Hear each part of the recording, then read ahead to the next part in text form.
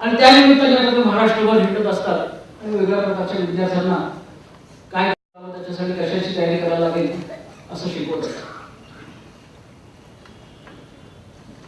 मग 55व्या वर्षी ते आले आणि म्हणाले की आता दोन्ही वेळची प्रॅक्टिस बंद करायची, आता काय करायचं झालं, आता स्वतःपुरतं मिळून झालं.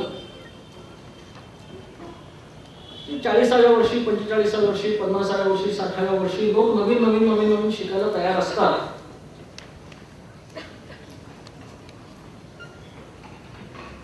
विद्यार्थी पण हे फक्त बाहेर काय काम करायचं त्याच्यासाठी नसतं, तर घरात कसं जगायचं याच्यामध्ये सुद्धा विद्यार्थी पण असतात.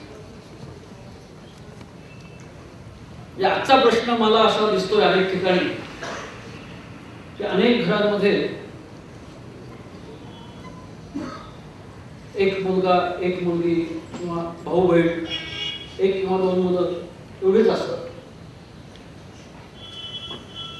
मी अनेक घरी जात असतो, विद्यार्थी बोलत असतात, माझे विद्यार्थी बोलत असतात. अनेक घरांमध्ये जाऊन पाहतो मी की चांगलं जगायचं असेल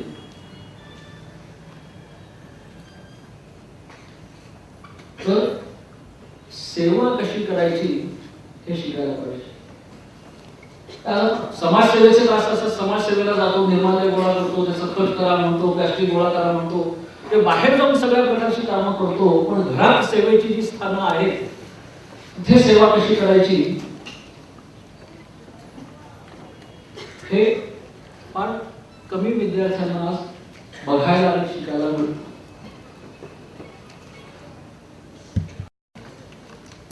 मलम लावायचं असेल तर कसं हलक्या हाताने मलम कसं लावायचं,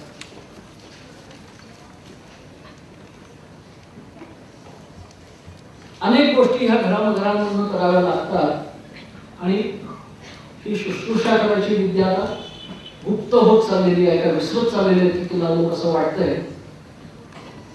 पण मुलांना हे बघायलाच मिळालेलं नसतं.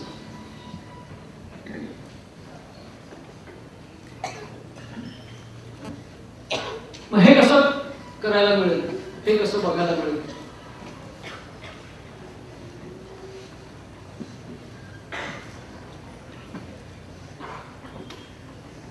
एक ओळ मला एका श्लोकातली आठवते. तो श्लोकही मला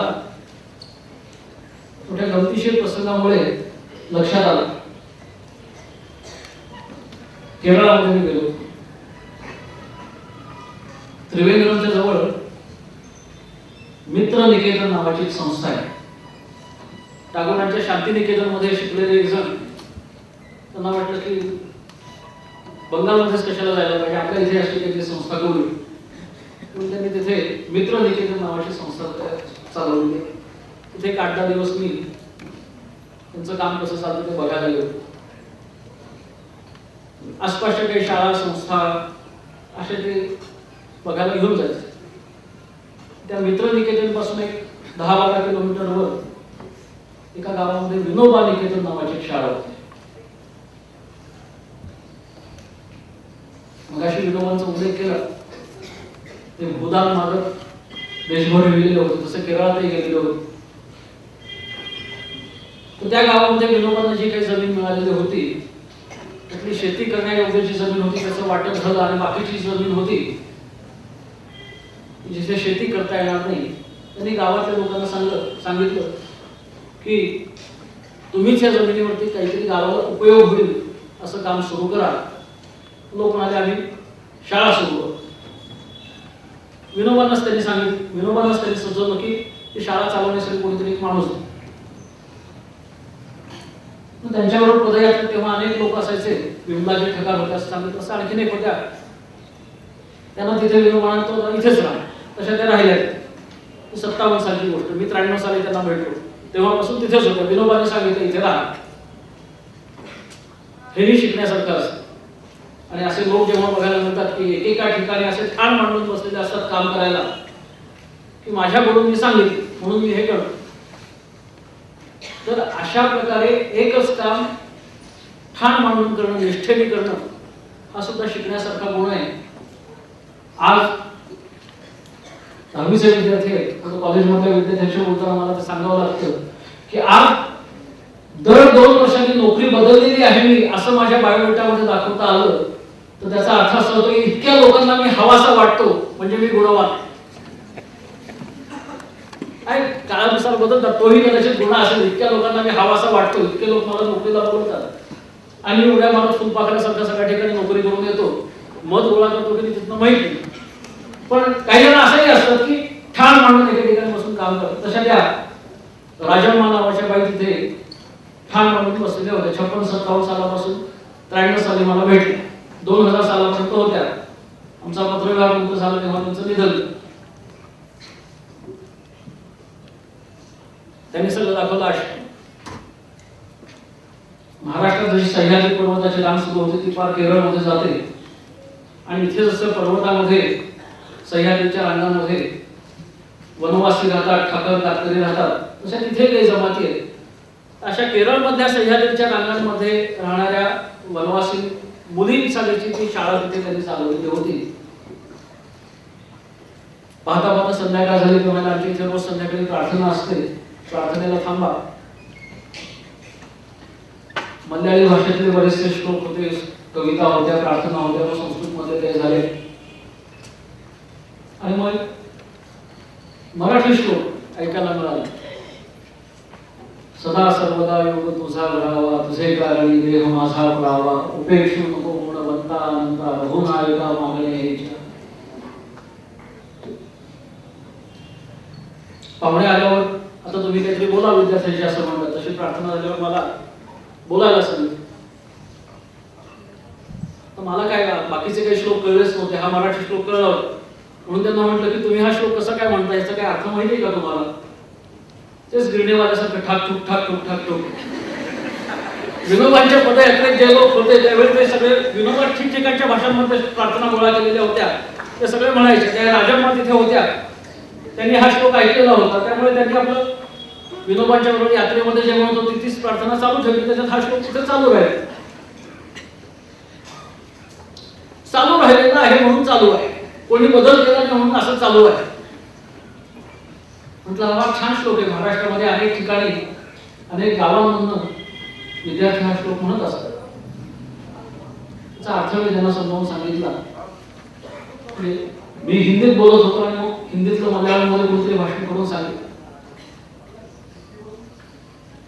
त्या राजम्मा म्हणाले की माझ्याही घरी इतक्या वर्षात लक्षात आलं नाही, याचा अर्थ आपण सांगायला पाहिजे आणि आमच्या कोणी विचार नाही किंवा मला अर्थ, त्यामुळे मी सांगितलं. विद्यार्थी जर का असेल तर तो विचारतो हे काय आहे, कशासाठी आहे, का करायचं, नाही केलं तर काय होईल. तो विद्यार्थी म्हणजे तो विद्या मिळवू इच्छितो. पण बऱ्याच वेळा असं होतं हे विद्यार्थी पण हरपून जातात आणि परीक्षार्थी पण शिल्लक राहतात.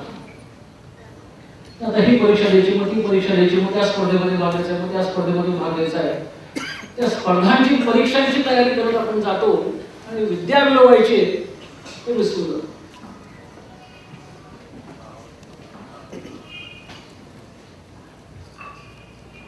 असं बाहेर जाऊन मला या श्लोकाचा अर्थ सांगायला लागल्यामुळे त्या श्लोकाच्या अर्थावरती मला जास्त विचार करायला लागला. कारण मी तर त्या अर्थाचा पुढे विचार केला होता. मराठी शब्द सवयीचे आहेत, दुसऱ्यांना कोणाला तरी सांगायचं झालं ना अर्थाचा विचार करायला लागतो, म्हणून मी विचार केला आणि तेव्हापासून विचार चालू राहिला.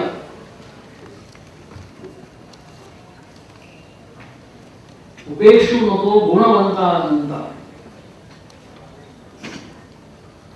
ते परमेश्वराला संबोधून म्हटलेलं आहे तो गुणवान आहे आणि त्याचे गुण किती आहेत त्याची यादी करायला लागली तर कधी संपणार नाही. ते अनंत आहे, त्याला अंत नाही. असा तो गुणवंत आहे पण अनंत गुणवान आहे. पण असा परमेश्वर काही लोकांना लगेच कळत नाही. म्हणून मग रघुनायका मागणे हेची आता त्यातल्या त्यात गुणवंत हनुमंत असा हा रघुनायक म्हणजे राम, श्रीराम. परमेश्वर कसा आहे हे सांगता आलं तर मग मूर्ती दाखवावी लागते की परमेश्वर असा आहे. आणि मग मूर्ती दाखवायच्या ऐवजी जर का जिवंत उदाहरण समोर असेल तर मुलांच्या समोर जिवंत उदाहरण सगळ्यात पहिल्यांदा कुठलं येतं? आपल्या देशामध्ये म्हणायची पद्धत आहे की मातृदेवो भव, पितृदेवो भव, आचार्य देवो भव. म्हणजे हे सुद्धा सगळे गुणवंत आहेत, अनंत आहेत. आणि हे सगळे आपल्या मुलांना कसं शिकवतात? तिसरा शब्द ना, आचार्य देवो भव, आचरणाने शिकवतात. त्यांना सांगावं कमी लागतं.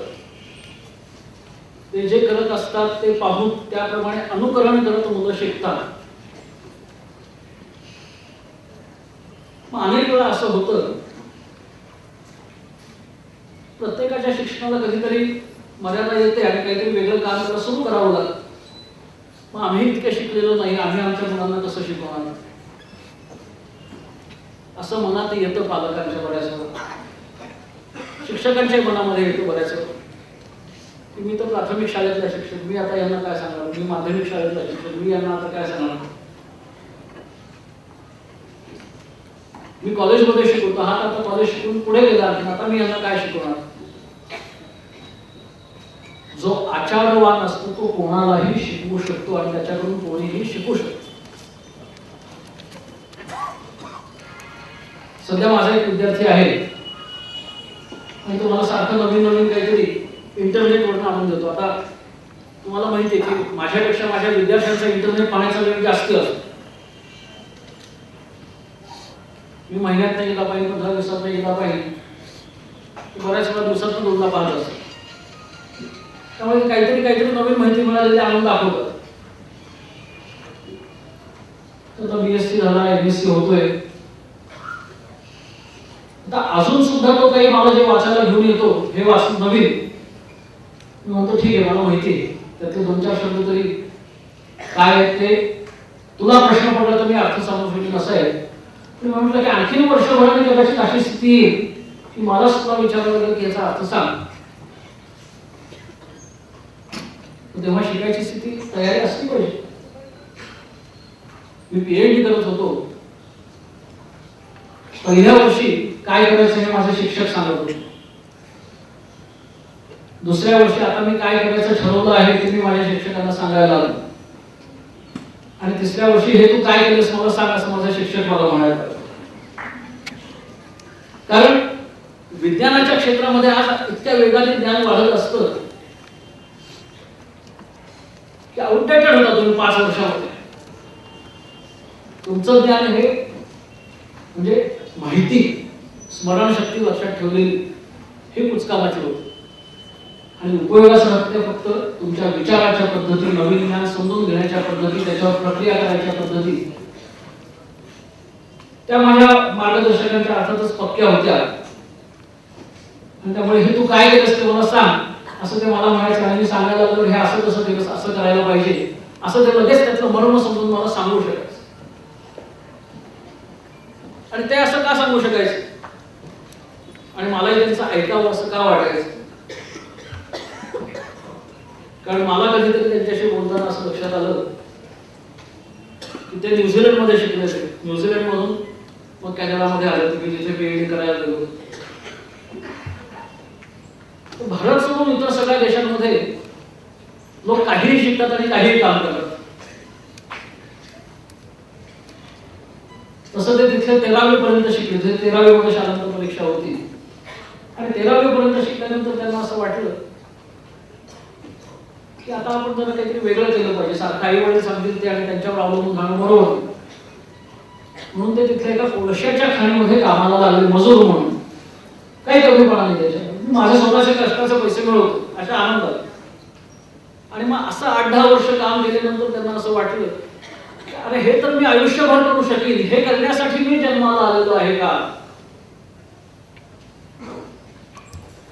आणि मग त्यांनी नोकरीचा राजीनामा दिला, पुन्हा विद्यापीठात नाव नोंदवलं, तिथे ते PhD झाले, मग कॅनडामध्ये कामाला लागले.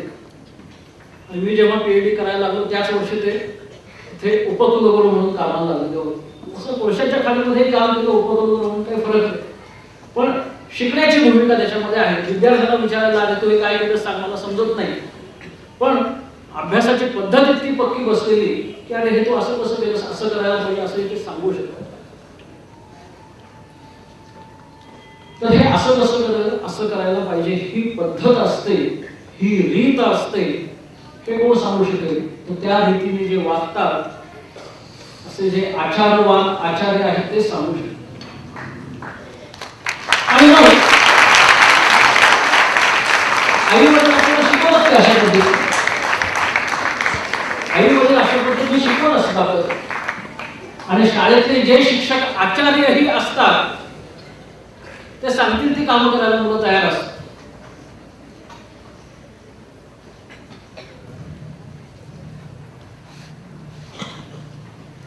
मी विद्यार्थ्यांच्या घरी जात असतो. रत्नागिरीला एका विद्यार्थ्याच्या घरी, पुण्यामध्ये तो वसतिगृहात राहतो, त्याच्या घरी गेलेलो होतो.